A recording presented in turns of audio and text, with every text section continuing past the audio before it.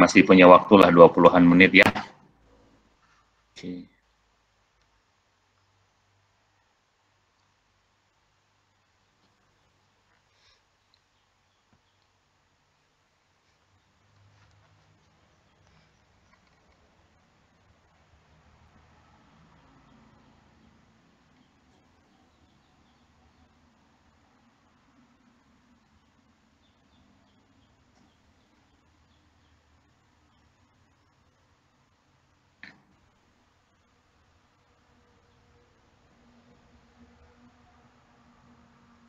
Ya, langsung saja ke topik ya.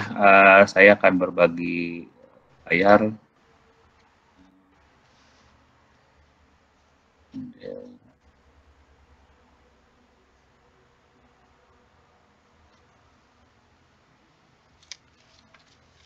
Tolong diizinkan saya berbagi layar. Siapa, Mbak Ida atau siapa? Saya belum punya izin untuk akses sharing.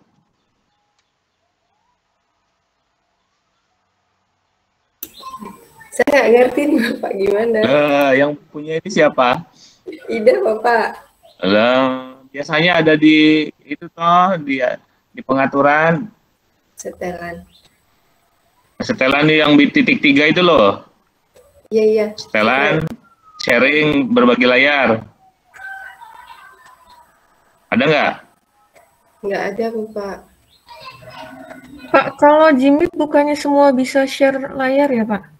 Ini saya presentasikan, Anda harus memberikan izin untuk Anda harus memberi izin untuk berbagi layar. Tidak dapat membagikan layar Anda. Oh. Kalau Kenapa saya, ya? Apa? Atau jangan-jangan disabotase biar saya nggak ngajar gitu? Saya sih seneng.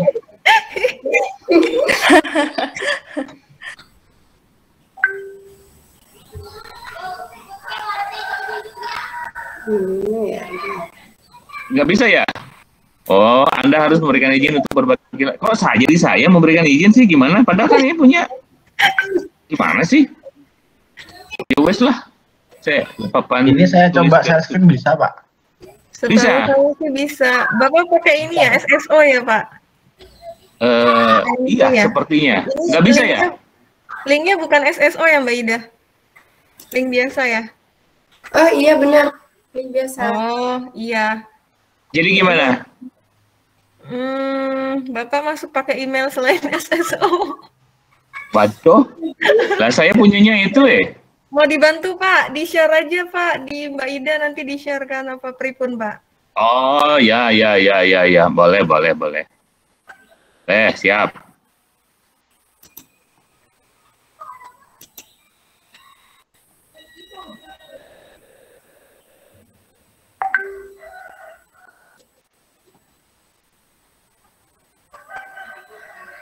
Ya, 15 menit lagi.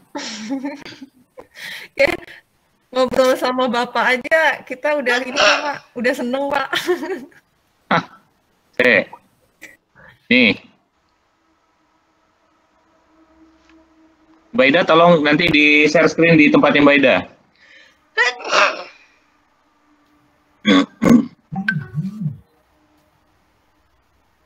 Ya, sambil nunggu Mbak Ida ambil file dan share, kita berbicara konsep dulu ya, bahwa evaluasi itu aktivitas yang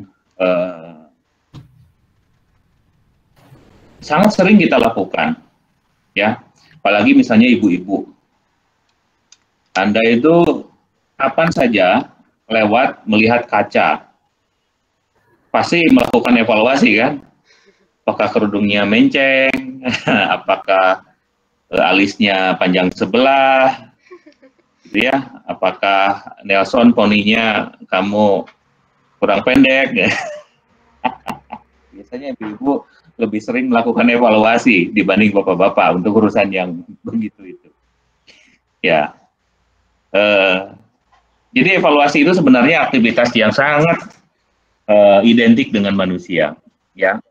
Kalau dikatakan ya secara langsung slide 2, Mbak Ida. Ya, evaluasi secara sederhana diterjemahkan seperti itu. Dan aktivitas yang paling mudah sebenarnya, Andri. Apalagi Anda sebagai penonton sepak bola, misalnya. Oh, harusnya kan begitu. Komentator atau penonton itu biasanya lebih pintar daripada pemain sepak bola. Nah, itu evaluasi sebenarnya, aktivitas yang kita lakukan mudahnya ya, terjemahkan seperti itu. Evaluasi itu kan memberikan penilaian, ya, memaknai aktivitas, lalu kita memberikan justifikasi nilai, valuing, ya. Di situ dikatakan merit or worth. Ini merupakan proses justifikasi atas data yang didapat dari hasil pengukuran. Jadi, Justika misalnya, kok saya kayaknya ketebelan deh make up-nya. Nah, tahu ketebalan make up itu kan kita seolah-olah melakukan pengukuran seolah-olah misalnya. Karena kita punya standar yang namanya standar make up yang apa sih, nggak tahu saya karena nggak pernah pakai make up gitu ya. Ukuran make up itu ada yang tipis, ada yang tebel, ada yang di atas tebel barangkali. Anda punya standarnya sendiri-sendiri. Nah, apa yang Anda lihat dengan apa yang Anda yakini sebagai standar, itu kan Anda bandingkan. Oh, ini ketebelan, oh ini terlalu tipis, ini tidak seimbang. Lalu Anda mengatakan, wah ini sudah cukup cantik saya dandan hari ini. Oh, ini belum cukup cantik. Nah, itu kan valuing namanya. Nah, berbicara merit and worth itu, ini berbicara sebenarnya yang lebih agak sedikit complicated ya. Ini layak enggak sih? Kemudian cukup apa enggak? Valuing itu berbicara baik buruk sebenarnya. Bermakna atau tidak. Kalau dalam hal yang atau aktivitas yang berat kan berarti kita memberikan ini ke program, ini kegiatan, ini kebijakan itu bermakna atau tidak, layak atau tidak, itu begitu, ya. Nah, biasanya kita melakukan assessment. Assessment itu dalam rangka apa? Mencari data, menggali informasi, ya. Data yang kita dapatkan. Lalu kita justifikasi. Justifikasi itu adalah dibandingkan antara yang kita lihat, yang kita ukur, yang kita dapat dengan standar. Baru, oh ini tercapai, tidak tercapai, baik, buruk. Kalau yang di atas itu merit or worth-nya itu. Anda mengevaluasi perkuliahan hari ini. Kuliahnya nggak beres nih. Nah, ini proses hasil justifikasi. Mengapa tidak beres? Wong dimulai 30 menit, waktu akan berakhir. Harusnya, ketika kita berbicara harusnya, berarti kita berbicara standar. Standarnya ya dari jam 10.10 sampai jam 12, berapa? 50. Itu standar. Faktanya, ya kita cari informasi. Gimana cara mencari informasi? Ya Anda duduk dari situ, dari pagi, dari jam kelas dibuka, sampai dengan sekarang misalnya. Bisa seperti itu. Nah, baru memberikan justifikasi penilaian, ini kuliah bagus, tidak bagus, boleh seperti itu. Gitu ya. Jadi asesmen itu nanti diperlukan dalam rangka menggali data. Mengapa kita melakukan penilaian? Dalam sehari-hari, tadi saya sampaikan, kita melakukan aktivitas itu hanya ada yang mungkin, ada yang disengaja, ada yang tidak disengaja, ada yang sudah terbiasa, ada yang tidak terbiasa. Yang terbiasa ya tadi, misalnya Anda lihat kaca, langsung lihat penampilan. Jangan-jangan kerudung saya, jangan-jangan sisiran saya, atau jangan-jangan misalnya Andri make up-nya terlalu tebal gitu kan, bisa begitu. Itu hal sehari-hari. Jadi aktivitas itu sebenarnya tidak aneh dari aktivitas evaluasi tidak aneh dari kehidupan kita. Slide berikutnya beda.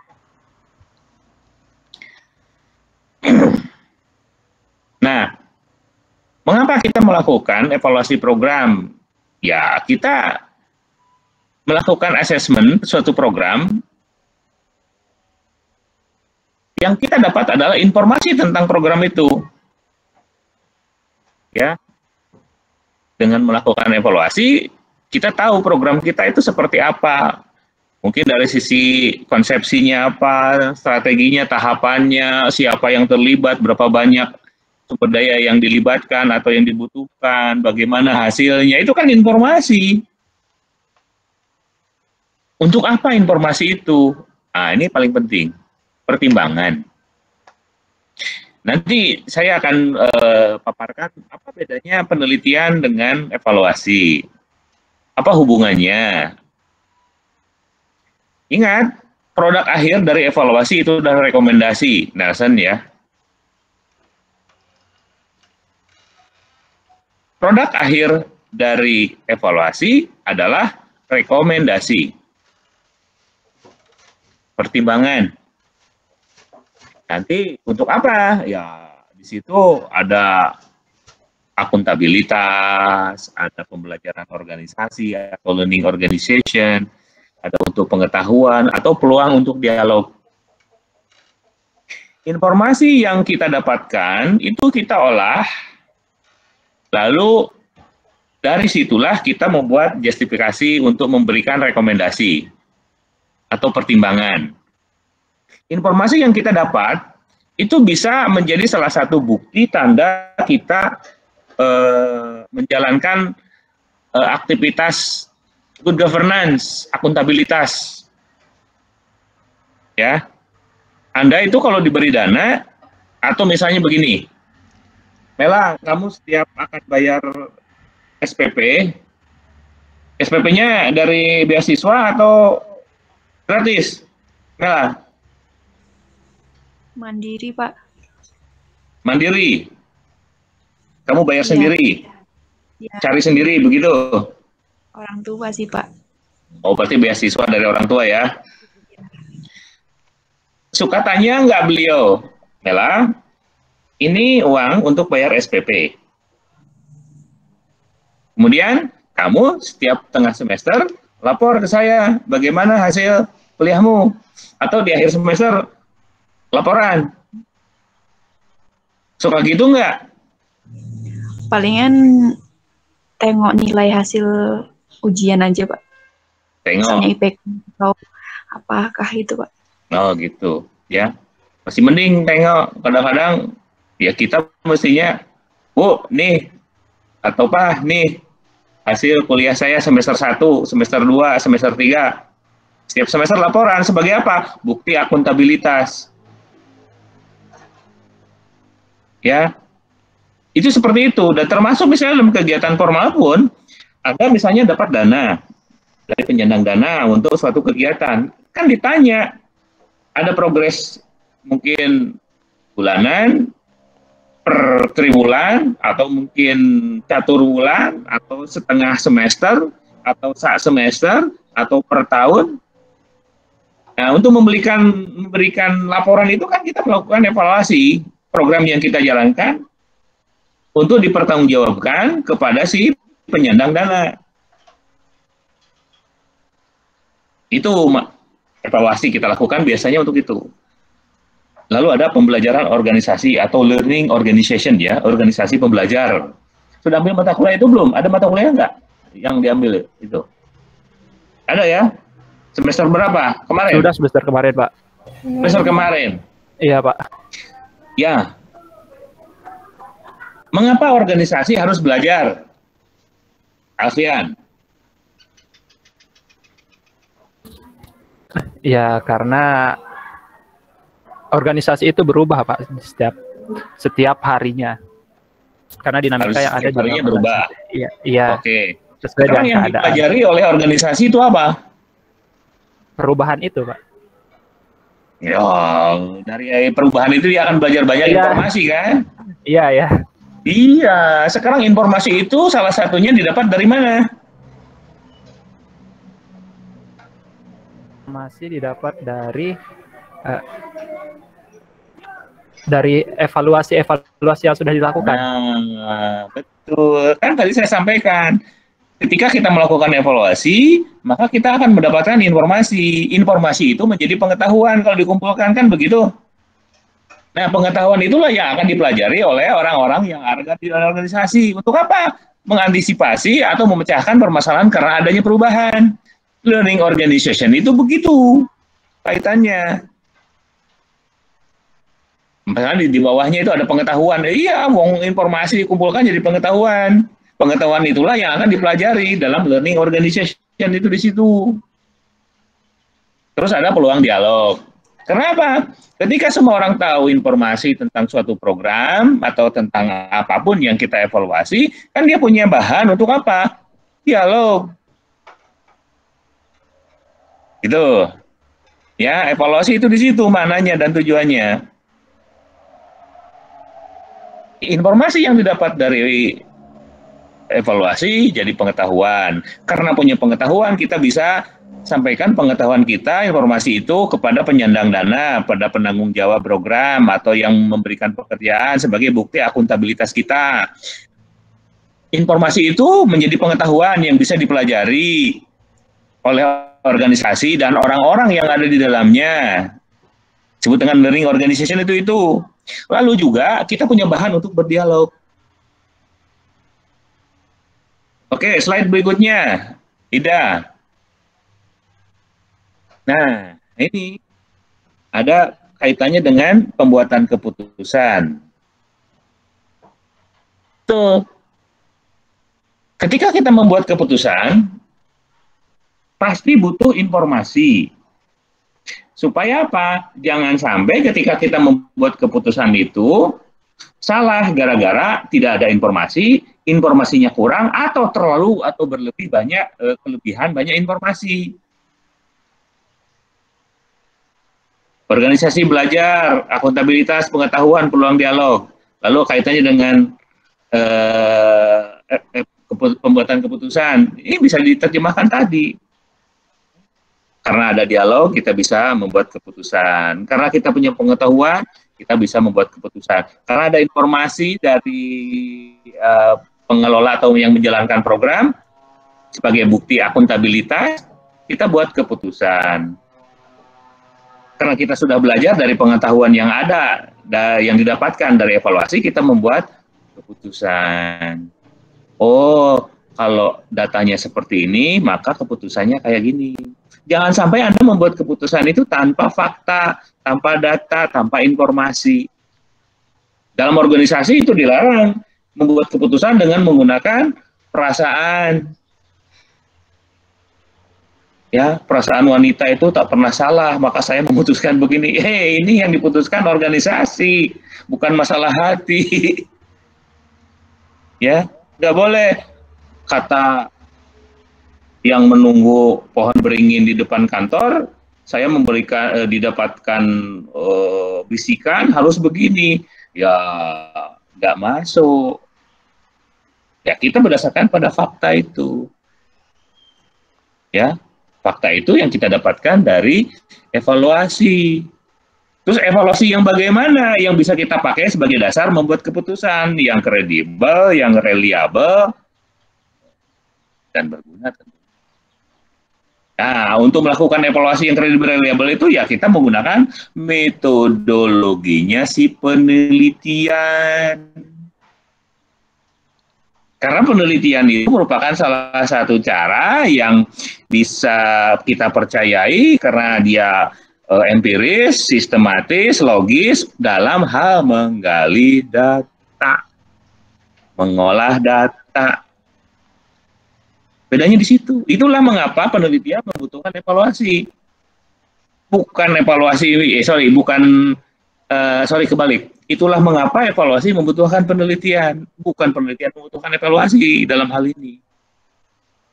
Ya, jadi penelitian itu digunakan oleh evaluasi. Untuk apa? Mendapatkan data informasi yang kredibel, reliable, valid, sahih, gitulah bahasa kita. Tapi kalau penelitian nggak perlu metodologi evaluasi. Karena apa? Karena evaluasi itu diturunkan dari penelitian. Dan produknya juga berbeda nanti ujungnya. Ya mungkin nanti kita bahas. Produk akhir penelitian itu adalah ilmu atau teori pengetahuan, teori atau pengetahuan. Kalau produknya si evaluasi adalah rekomendasi. Nah, itu bedanya. Ya, produk penelitian itu teori, konsep, pengetahuan. Kalau evaluasi, rekomendasi. Dikit lagi Mbak Ida, yang 5 apa itu? Oh, masih banyak ya?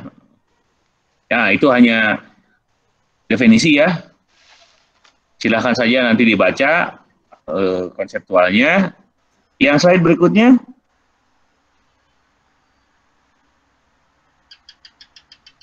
Nah, oke. Terus yang berikutnya. Oh, masih banyak. Ya udah kita jelaskan minggu depan saja ya.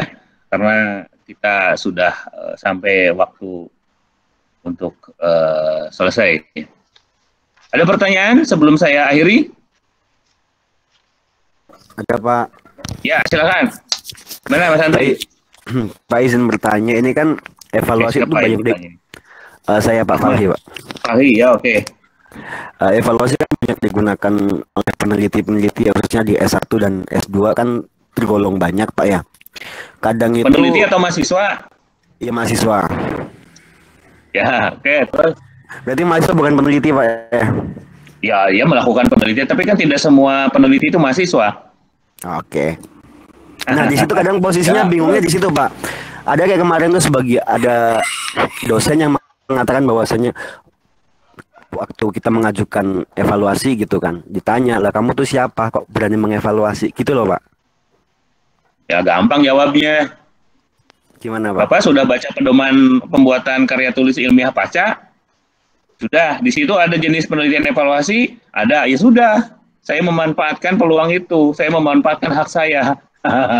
Kalau pakai pendekatannya kayak gitu, terus gitu aja repot. Oke Pak, oke, siap. Artinya buat apa ada pedoman disebutkan penelitian evaluasi? Kalau mengatakan lo Anda itu mahasiswa atau siapa kok berhak melakukan? Saya tidak melakukan evaluasi Pak, saya meneliti menggunakan pendekatan evaluasi. Ya. Tapi serupa berarti Pak ya? Serupa gimana? Iya, antara evaluasi kan berarti kan harusnya kan evaluator itu kan. Kalau kita mahasiswa berarti kan penelitian dengan itu meneliti Alfian dengan menggunakan pendekatan evaluasi, bukan pendekatan sih, jenis evaluasi. Oke, siap. Ya. Ya, terjawab? Sampun Pak. Oke. Ada lagi? Oke, kalau sudah berarti tidak ada lagi, berarti kita bisa sudahi ya. Saya mohon maaf, saya datang terlambat. Mudah-mudahan minggu depan juga terlambat lagi. Mudah-mudahan lancar lah. Oke. Bapak, saya mau tanya. Oh, oke. Ngomong gimana? Pak, ini kan evaluasi program pendidikan ya Pak. Berarti Ya. dalam hal ini yang dievaluasi ini program pendidikannya saja ya Pak? Atau perangkat-perangkat penunjangnya seperti guru misalnya Pak, atau yang lain penunjangnya atau kurikulumnya saja berarti Pak? Pendidikan itu komponennya apa sih, Saiska? Ya semua Pak. Oh ya udah, jawabannya itu kamu udah tahu kok. Dari mulai tujuan, ya, dari mulai tujuan pendidikan sampai ke hasil dan dampak produk pendidikan kamu bisa evaluasi. Apakah tujuan pendidikan itu sudah benar apa belum? Nah, tapi begini, kalau itu kan evaluasi pendidikan secara umum ya. Kalau programnya, semua program yang dijalankan di sekolah atau di lembaga pendidikan yang merupakan manifestasi dari kebijakan, kamu bisa evaluasi. Titik. Terus yang dievaluasi apanya Pak? Orangnya, ya boleh. Sarana prasarananya, ya bisa. Pengorganisasiannya sangat banget.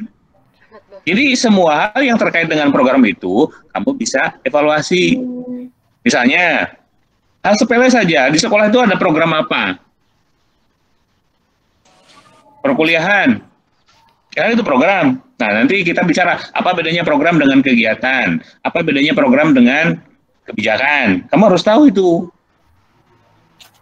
Ya. Jadi tidak, kalau yang dievaluasi hanya pembelajaran saja, ini akan bedakan antara evaluasi pendidikan, evaluasi pembelajaran. Itu sesuatu yang berbeda, tapi ilmu dasarnya adalah dari evaluasi itu. Yang dievaluasi apa? Bidang pendidikan. Apanya? Programnya kalau di sini. Ya, misalnya nih ada yang terbaru. Ada kebijakan pemerintah, guru penggerak. Program guru penggerak atau program sekolah mitra. Itu program.